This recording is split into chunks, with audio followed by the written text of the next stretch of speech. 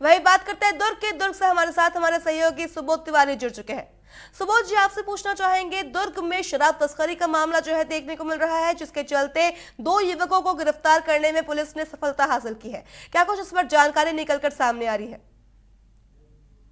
सिल्वी जी, सबसे पहले तो आपके सवाल का जवाब देना चाहूंगा कि दुर्ग पुलिस लगातार अवैध जो शराब के कोचिए होते हैं, नशीली दवाओं के तस्कर होते हैं, उनके खिलाफ लगातार कार्रवाई करती जा रही है।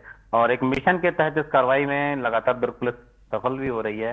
बताया जा रहा है कि न केवल उनके स्थानीय नेटवर्क बल्कि जो अंतर्राज्यीय स्तर पे इस पूरा चैन बनाकर रखा है, एक नेक्सस बना के रखा है, उसे भी ध्वस्त करने का प्रयास दुर्ग पुलिस के द्वारा किया जा रहा है। रही बात आपने शराब तस्करों के बारे में बताई, तो हालांकि दुर्ग जिले में कई जगहों पर ऐसे शराब तस्कर मौजूद हैं जो पुलिस की आंखों में धूल झोंक कर शराब तस्करी की वारदात को अंजाम देते हैं, अवैध नशे के कारोबार को अंजाम देते हैं। तो उसके खिलाफ दुर्ग पुलिस के द्वारा कार्रवाई की गई और 2 आरोपियों को गिरफ्तार किया गया।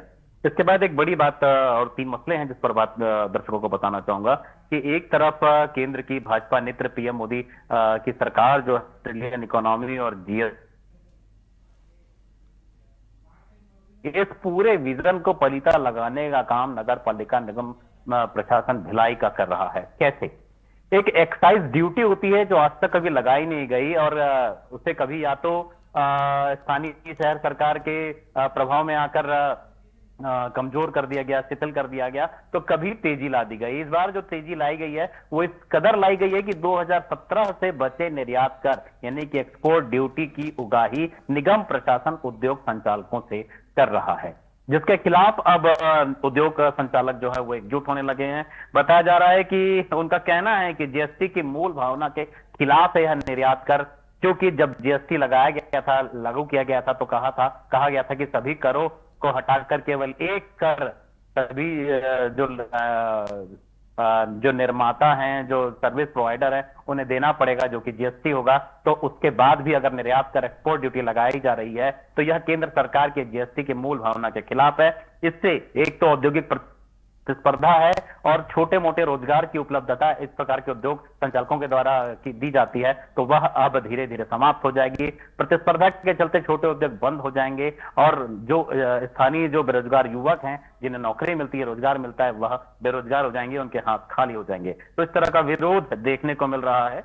और दूसरी बड़ी बात है, शिक्षा विभाग के बारे में बता देना चाहूंगा कि बीते दिनों हुई अर्धवार्षिक परीक्षा सरकारी स्कूलों में जो आयोजित की गई थी, वह उसके रिजल्ट आ गए हैं, जिसके तहत बताया जा रहा है कि जो अर्धवार्षिक परीक्षा के परिणाम है उसमें 10वीं की परीक्षा के परिणाम 58% से ज्यादा हैं और 12वीं की परीक्षा जो है वो 90% से ज्यादा आया है। तो उसमें कुछ कमजोर जो सबसे कम प्रतिशत वाले स्कूल के भी नाम सामने आए हैं, जिसमें तेजस देवादा है, तेजस बेलहारी है, तेजस अंग्रेजी माध्यम से कम रिजल्ट पाटन ब्लॉक में भी आया है और इसी तरीके से और भी स्कूल हैं। तो अब इन जो अर्धवार्षिक परीक्षा के परिणाम सामने आए हैं उसे लेकर अब शिक्षा विभाग एक नई रणनीति तय करने जा रहा है, जिससे कि आने वाले समय में इन परीक्षा परिणामों में सुधार हो, बच्चों की स्कूली बच्चों के ज्ञान में सुधार हो। लेकिन समझने वाली बात होगी कि युक्तिकरण में फंसा शिक्षा विभाग और उसके बाद ट्रांसफर उद्योग जो खुल जाता है इधर से उधर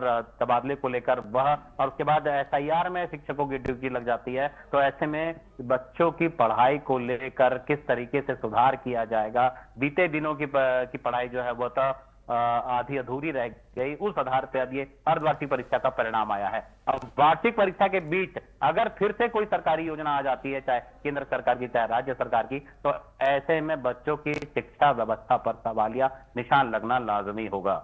तीसरा बड़ा मसला है बिलास स्वास्थ्य तंत्र को लेकर। लगातार हालांकि कार्यशालाएं लगाई जाती हैं दुर्घटना से बचने के लिए, 0% एक्सीडेंट हो, हादसे हो, लोगों की मौतें ना हो काम के दौरान, लेकिन लगातार 3 से 4 बार इसी वर्ष एफआईआर दर्ज किए गए बिलास स्वास्थ्य केंद्र प्रबंधन के खिलाफ। ताजा मामला जो है 15 नवंबर को हुए दर्दनाक हादसे में 42 वर्षीय मजदूर देवेंद्र चंद्रागर की जो हो गई थी, निर्माणाधीन ईसीआर भवन में काम कर रहा था, इसी बीच एक मशीन के साथ वह नीचे धड़ाम की आवाज के साथ गिर जाता है और उसकी मौत हो जाती है। तो अब प्रबंधन के उन अधिकारियों जो वहां पे जिम्मेदार थे उनके खिलाफ भी एफआईआर दर्ज कर लिया गया है। देखने वाली बात होगी कि किस तरह की कार्रवाई आगे होती है इन सभी अधिकारियों के खिलाफ। सिल्वी जी। जी सुबोध जी, तमाम जानकारी के लिए आपका धन्यवाद। तो ये थे दुर्ग से हमारे साथ हमारे सहयोगी सुबोध तिवारी, जिन्होंने जिक्र किया कि ऐसी कौन सी खबरें हैं जो आज दिन भर दुर्ग में सुर्खियों में रहने वाली है।